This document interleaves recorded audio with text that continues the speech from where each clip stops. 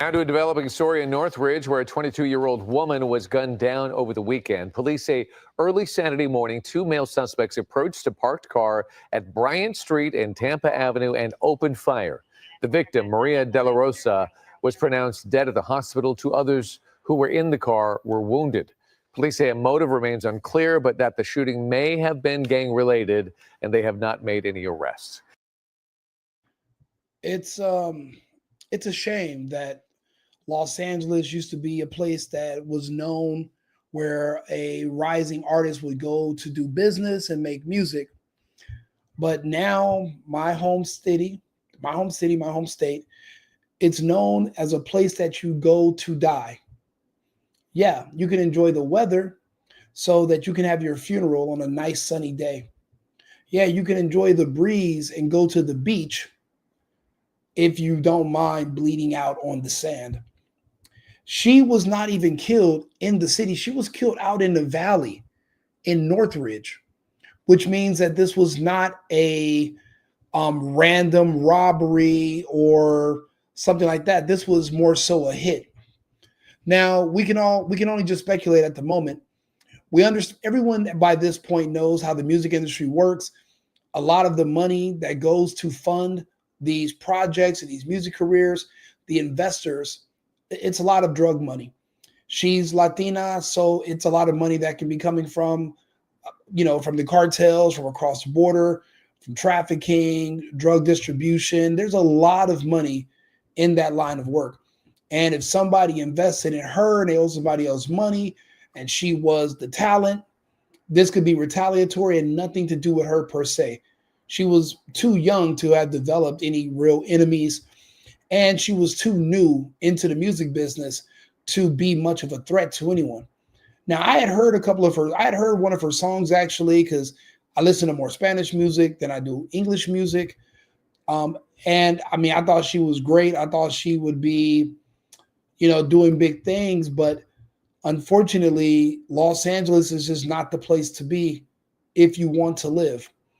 I've recently lost friends and family members in the streets of Los Angeles, and I've warned everyone to get out of LA. Remember the movie Escape from LA and Escape from New York? Los Angeles has now been declined into lawlessness. We don't have law enforcement.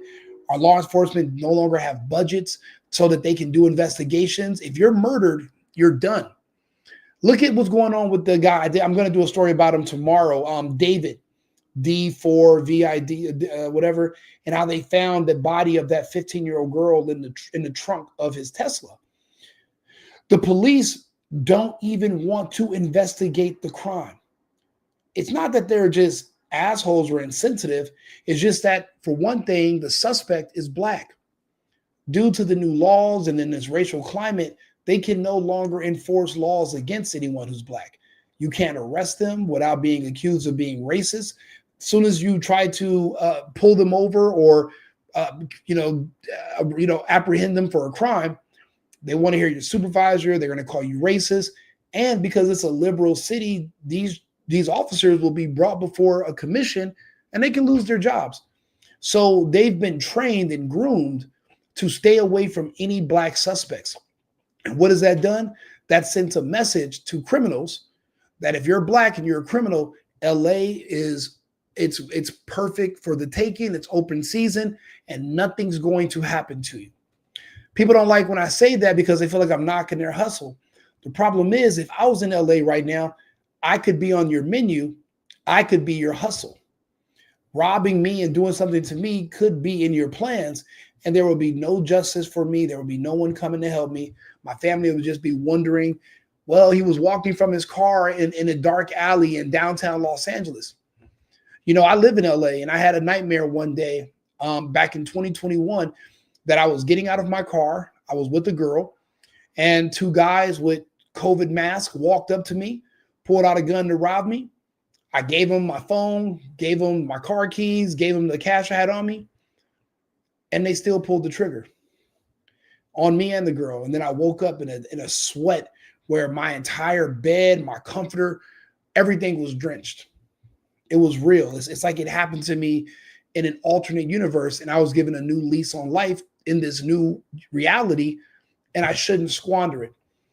And I was on my way to go play poker that same night, and I walked down to my car with just with just a pair of shoes on. I didn't even take any luggage or anything. And I left my loft and I never returned. I drove to Arizona. Then I ended up moving to Texas to get as far away from California as possible, because I knew the inherent dangers of living in downtown, of living in LA. I had found out a few months earlier that we no longer have police. If you call them, they're not showing up. I remember during George Floyd, the rioters were screaming, "We don't need police no more. As Black people, we'll police ourselves." I listened to them people lie and bullshit, and to that, I don't trust them anymore. They're not policing themselves. They're not taking care of their community, and the crime is getting worse. The murder is expanding.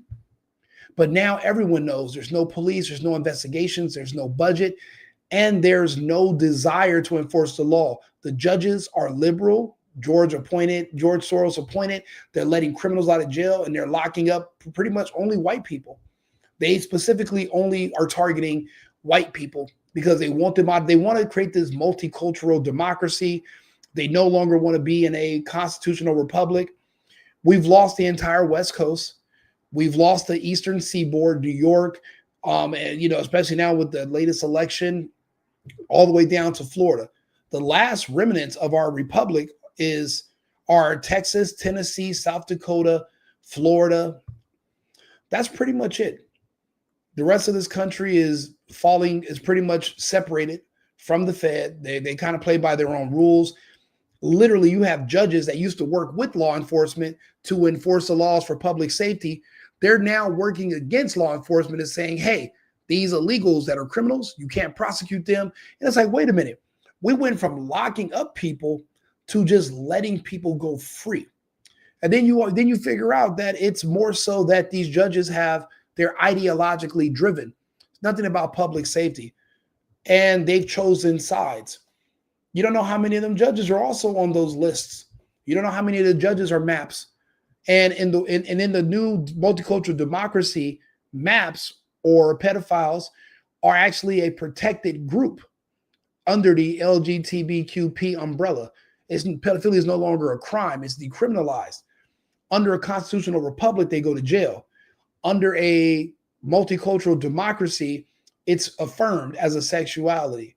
So there are incentives for these judges in a way to have to release these criminals and change how they judge on the bench, because they're saving themselves also from future litigation and prosecution. It's like every day we find out more and more politicians, judges, cops, all these different people who you thought were normal, you find out they're all MAPs, minor attracted persons, or pedophiles. You find out it's like a big discovery. It's like everybody. So us people that want to protect kids, are we the minority? Are we the odd ones out? It's looking more and more like that every day. So because of that, crime is no longer being the laws are not being enforced against certain crime anymore. You got to think about it. This is California. There were three major building blocks for the Democrat Party. It was the Black community, the gay community, and the illegals. They had to offer these groups something in return for your continuous and unwavering support. For Black people, what they said was, look, we'll allow you to steal up to $1,000 or more, and we won't prosecute you. That was their exchange with Gavin Newsom in California, the California local governments. And that's what they offered them. They let them steal without being prosecuted, and they pretty much made it illegal to even stop them. I mean, I remember you would get fired if you even called the police on shoplifters. So that's what they worked out with the Black community. With the gay community, they decriminalized being caught with underage kids if you're an adult. So if you're an adult and you're gay and the kid is 8 years old, but he says he's gay, the waters are so muddy. And because of SB Bill 145, you no longer have to register as a sex offender. That was the exchange for the support from the gay community for the Democrat Party. And then the final nail in the coffin was for illegals. They're paying them with cash that they laundered through Medicaid, and they were giving them SNAP benefits plus Section 8 in exchange for them living in California, which would increase the congressional seats because it's based on population, not based on citizenship. So even if your amount of illegals are still living in the state, that's counted in the census, and that raises the amount of congressional seats. But also, these people illegally vote, and there's no when they go through and do an audit, there's no auditing. Once the election is over, it's over. They're not going to go back, check it, make sure, say, wait a minute, 90% of these people that voted were illegals, and then remove you from office and put the other person in. That they're not going to do that. So they buy your votes that way. So everyone had a deal in exchange in California to get the supermajority, but in every deal they make, the one common denominator is you have to get law enforcement off of our asses, and that's all we want, so we can thrive and do what we want to do, and you'll have our support. So what have they had to do in all these municipalities in California? They've had to defund the police daily, and now they don't have enough funding to even check rape kits or to do DNA. They can barely afford an autopsy. They'll do a quick post-mortem exam, but they're not getting in there and checking everybody who's killed and how they die. They just don't have the resources for it. They've all been removed. So when I see cases like this, a young woman is killed and they have no idea who did it. Of course they don't. It's California. Whatever happens to you, you're going to get whatever happens to you. It's just too bad, too sad. Whoever did it's going to get away with it. And even if they figure out who did it, once you go to court, they're going to say, hey, you don't have any proof. There's no evidence. They're going to just jam you up in the legal system, and then they're going to have to let the people go anyway. There won't be any prosecutions. So unfortunately, she was too young to understand the dangers of being in Los Angeles. You would think it's going to be a fun place. You want to go to clubs. You want to go here. You want to go there. It's too dangerous. You know, it's not safe where I'm from. You can't just live your normal American life like you typically would have 20 years ago. Those days are long gone. You know, I would say ever since 2020, we've lost our home. We lost California, and I evacuated. I got lucky. But a lot of my friends and family members, if they didn't die from the jab, they've died from lead poisoning, gun violence, and robberies, etc. And there's really nothing you can do about it. So this is just another poor soul, a talented woman, a beautiful, talented woman, a Latina singer, just gone. All because they wanted to get more votes and keep their power, so they get rid of police. You know, I'm doing another story about how Brandon Johnson in Chicago is saying, wait a minute, enforcing laws and putting people in jail that are criminals, that doesn't stop crime. It just shows you these maps, and these people are making their move. They're sick. And if we don't push back, we lose it all. And then where are you going to go? Especially if you're an American and you only speak one language and the United States is all you know. Where are you going to go? What are you going to do? Do you have a backup plan? I don't know. And thank you also again, Jesse on Fire, for the shout out today on your show. I've received a lot of new followers, people that are leaving comments. I do appreciate it. I will continue to make content. I hope you guys enjoy it. I hope it's informative. And I appreciate all the comments and feedback. Again, if you don't agree, or if you do agree, please leave me a comment. I want to interact with you. I want to hear what you say. And I do videos based off of the emails that I get, the singleboyfriendrico@gmail.com. People send me stories, or people bring up topics to me in the comments, and I'll do stories on those, and we can talk about them openly together, and we'll see if we can have a meeting of the minds. So I do appreciate you guys all tuning in. I'll be back on live in about 20 minutes with another story. Remember, America first, America only.